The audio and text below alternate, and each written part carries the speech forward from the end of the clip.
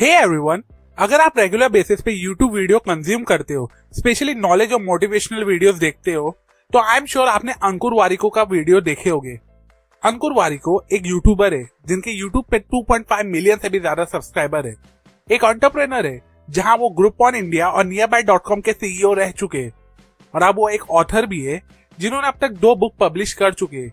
इनकी पहली बुक थी डू एपिक शिट और रिसेंटली उन्होंने अपनी दूसरी बुक पब्लिश की गेट एपिक शिट डन। ये दूसरी बुक को फिलहाल साइड में रखते हैं। आज के वीडियो में मैं इनकी first book do epic shit में से कुछ इंपॉर्टेंट लेसन डिस्कस करूंगा।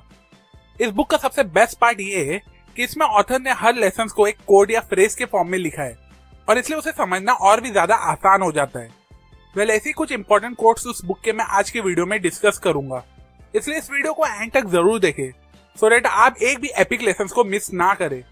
लेकिन उससे पहले अगर आप मुझसे डायरेक्टली कनेक्ट करना चाहते हो तो मुझे मेरी इंस्टाग्राम आईडी Mr.EUS23 पे जरूर फॉलो करें। लिंक मैंने डिस्क्रिप्शन में डाल दिए। So now let's begin. Number 1, how we think of our problems is how the world will think of our problems. अगर हम अपनी प्रॉब्लम को बड़ा चढ़ा के डील करेंगे तो दूसरों को भी वो प्रॉब्लम बड़ी लगेगी। लेकिन अगर हम प्रॉब्लम होने के बाद भी लाइफ में खुश रहेंगे तो फिर दुनिया भी हमें खुश रखने में लग जाएगी। देखो, हम अपनी प्रॉब्लम को चूज नहीं करते, लेकिन हम ये चूज कर सकते हैं कि हम ये प्रॉब्लम को सॉल्व कैसे करें। जब हम खुद को रूल करने लगते हैं तो फिर हमारी प्रॉब्लम हमारी लाइफ को रूल नहीं कर पाती है। Number 2, luck happens to those that make things happen. अगर आप कंटेंट बनाना शुरू कर दोगे तो चांसेस ज्यादा है कि आपके कंटेंट को आपके फेवरेट सेलिब्रिटी शेयर करेंगे। अगर आप हर रोज कोल्ड ईमेल भेजोगे या रेगुलर अप्लाई करोगे जॉब के लिए तो चांसेस ज्यादा है कि आपको आपका ड्रीम जॉब मिल जाएगा। आपके एक्शंस आपकी लक डिसाइड करते हैं, लेकिन एट द सेम टाइम आपकी लक आपके लैक ऑफ एक्शंस पे भी डिपेंड करती है। बेसिकली आप लकी तब बनते हो जब आपके हार्डवर्क का आपको रिजल्ट मिलने लगता है। Number 3, persistence isn't a one day miracle, it is a conscious choice translated into habit.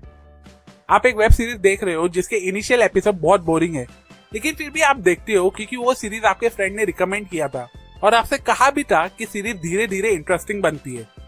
Similarly आपको इसी तरह अपने गोल्स की जर्नी को भी ट्रीट करना चाहिए। कंटिन्यू रहो, भले से इनिशियली बोरिंग लगे, क्योंकि बाद में वो इंटरेस्टिंग बनेगा। याद रखो कि बिना कोई एफर्ट्स के आपको कोई भी रिजल्ट नहीं मिलेगा, लेकिन आपका परसिस्टेंट एफर्ट आपके अंदर एक ऐसी हैबिट डेवलप करेगा जिससे फिर आप कभी भी कोई भी गलत चीज नहीं करोगे। Number 4, the biggest roadblock to learning is ego. आप किसी से कुछ सीखना चाहते हो लेकिन आप नहीं सीखते हो आपके ईगो की वजह से, क्योंकि आपका ईगो नहीं चाहता है कि आप अपने से कम एज वाले इंसान से कुछ सीखो। आपका ईगो कहता है कि आपको सब कुछ पता होना चाहिए और इसलिए आपको दूसरे से कुछ नहीं पूछना चाहिए। ईगो एक बबल की तरह है जिसे हमें एक्चुअली में बर्स्ट करना चाहिए, फोड़ देना चाहिए, सो दैट वो सारे झूठ बाहर निकल सके। लेकिन हम क्या करते हैं, हम अपनी पूरी एनर्जी लगा देते हैं उस बबल को प्रोटेक्ट करने में। याद रखो कि जब आप कोई ऐसी चीज जान लेते हो जो आप एक्चुअली में पहले नहीं जानते थे तो उसके बाद आप बहुत ही ज्यादा पावरफुल फील करते हो। लेकिन जब सेम चीज आप किसी से पूछ के सीखते हो तो फिर आप सुपर पावरफुल फील करते हो। Number 5, you don't find your passion, you grow your passion. Passion वो नहीं होता है जो आपको एक दिन में सचिन तेंदुलकर या AR रहमान बना दे। पैशन वो कीड़ा है जो आपको हर रोज म्यूजिक बजाने पे या क्रिकेट खेलने पे मजबूर करता है और आपको तब तक नहीं छोड़ता है जब तक आप उसमें मैच्योर नहीं हो जाते हो। पैशन परसिस्टेंस का दूसरा नाम है, क्योंकि उसी परसिस्टेंस की वजह से आप उसे अब तक फॉलो कर रहे हो, जबकि आप कब का उसे क्विट कर दिए होते। मेरे लिए पैशन का मतलब है हार्डवर्क करना, क्योंकि अगर हार्डवर्क नहीं करोगे तो आपकी लाइफ और भी ज्यादा हार्ड बन जाएगी। Number 6, if you often think what people will think of you, you will often end up doing what people want you to do. अगर आपको टेंशन है कि लोगों को आपका डिसीजन पसंद नहीं आएगा तो उस टाइम आप ऐसा डिसीजन लोगे जो लोगों को खुश कर सके। लेकिन अगर आप लोगों के बारे में सोचोगे नहीं तो फिर आप फाइनली वो करोगे जो आप करना चाहते हो। इसलिए झमेले से बाहर निकलना चाहते हो तो खुद से सिर्फ एक सवाल पूछो, what do I want. Number 7, curiosity has created more opportunities than hard work ever will. अगर आप लाइफ में ज्यादा अपॉर्चुनिटीज चाहते हो तो आपको पहले खुद बहुत सी अपॉर्चुनिटी क्रिएट करना होगा जो आपको क्यूरियस बना सके, क्योंकि आपको आइडिया नहीं है कि क्यूरियस होके जो क्वेश्चन आप खुद से पूछते हो और जो आपको एक्चुअली डम क्वेश्चन लगता है वो शायद सामने वाले इंसान के लिए एक बड़ी प्रॉब्लम को सॉल्व कर सके। Number 8, targets are the enemy of habits. Don't set target, set habits. अगर आप लाइफ में सिर्फ टारगेट सेट करते रहोगे तो आप इवेंचुअली एक ऐसे इंसान बन जाओगे जो आप एक्चुअली में नहीं बनना चाहते हो।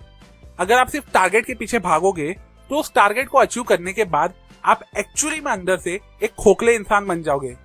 इसलिए टारगेट की जगह हैबिट सेट करो, क्योंकि हैबिट एक कंपनी की तरह है जो हमें परमानेंटली हायर करके रेगुलरली ग्रो करते रहती है। वहीं टारगेट हमें बहुत ही ज्यादा बोर और क्लूलेस फील कराता है एक बार जब हम उसे अचीव कर लेते हैं। Number 9, if unsure between two choices, picking both is almost always the wrong response. अगर मैं आपसे पूछूं कि आपको पैसा चाहिए या पावर, तो ऐसी सिचुएशन में आप दोनों बोलोगे। देखो, जब आप ऐसी सिचुएशन में होते हो, जब आप दोनों चीज चूज करते हो, तो ऐसी सिचुएशन में आप अपनी लाइफ से कॉम्प्रोमाइज कर रहे होते हो। इसलिए वो चूज करो जो आप चाहते हो और उसमें सक्सीड हो, और नहीं हो सके तो हिम्मत करके उससे लेसन सीखो। याद रखो, एक चॉइस करोगे तो सीखोगे, लेकिन दोनों चूज करोगे तो कंफ्यूज हो जाओगे। Number 10, fear has led to more procrastination than laziness ever will. आप कोई भी काम डिले करते हो इसलिए नहीं क्योंकि आप लेजी हो, बल्कि इसलिए क्योंकि आप डरे हुए हो। क्या होगा अगर मैं फेल हो गया, क्या होगा अगर मैं रिजेक्ट हो गया, एक्सेट्रा एक्सेट्रा। सिंपल वर्ड्स में कहूँ तो आप लेजी नहीं हो, बस आप अपनी लाइफ का दूसरा पार्ट देखने के लिए रेडी नहीं हो। Number 11, comparing yourself to others is the biggest waste of time. हर जन की जर्नी अलग है, हर जन की शुरुआत अलग है, हर जन की हॉबीज और इंटरेस्ट भी अलग है, हर जन का टारगेट और सक्सेस गोल भी अलग है।